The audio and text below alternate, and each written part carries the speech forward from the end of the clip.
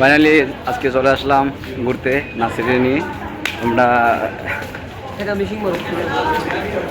তো gas finally আমরা কি করব, কাঠের ভিতরে টাকা ঢুকাইতে হবে, টাকা না ডাললে তো মেট্রো রেলে ওঠা যাবে না। তো ফাইনালি দেখেন নাসির কিছু একটা বলবে, নাসিরের মুখে আমরা শুনি কি বলি, কাঠের টাকা ঢুকাইব। এই জীবনে আশি থাকতে হলে ঘুরতে হবে, মনকে মাঝে মাঝে ঘুরতে হবে, খালি কাজ করলে হবে না। প্রবাসে আইসি কাজ করার জন্য মানি, তারপরেও ঘুরতে হবে, নিজেকে একটু আনন্দিত হবে নাকি। মন ভালো থাকলে আপনি কাজে না সত্যিই ভালো লাগবে।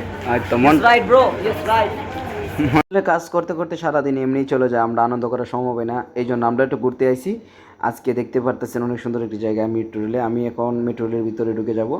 তো আমি কার্ডটা পাস করার পরে আমার গেটটা খুলে গেলো, আমি ভিতরে ঢুকে গেলাম। তারপরে নাসিরের পালা, নাসিরও একে একে কার্ড পাস করলো, নাসিরের দরজা খুলে গেলো, নাসিরও ভিতরে ঢুকে গেলো। যাই হোক গাইস, ফাইনালি আমরা চলে আসলাম একদম মেট্রো রেলের লিফটে এসে একদম মেট্রো রেলের কাছে আছি। তো এখন কী হয়েছে, ফাইনালি গাইস একটা মেট্রো রেল ছিল, আমরা পাইছিলাম। তো মেট্রো রেলটা একটু মিস করলাম। তো এটা এখন ছেড়ে দিচ্ছে, দেখেন এই যে চলে যাচ্ছে। যাই হোক, অপেক্ষায় করলে অপেক্ষায়। তো গ্যাস ফাইনালি আমরা মেট্রো রেলের ভিতরে প্রবেশ করে ফেললাম।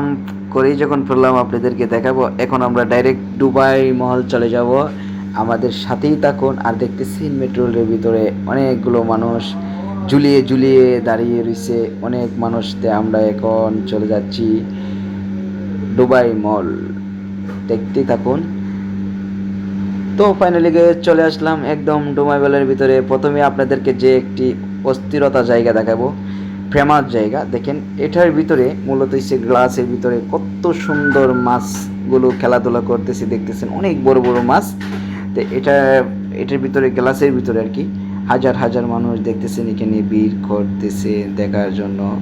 তো আমার পিছিয়ে আছে নাচিরকে আমি বললাম নাচির হাই, নাচির বলতেছে হ্যালো।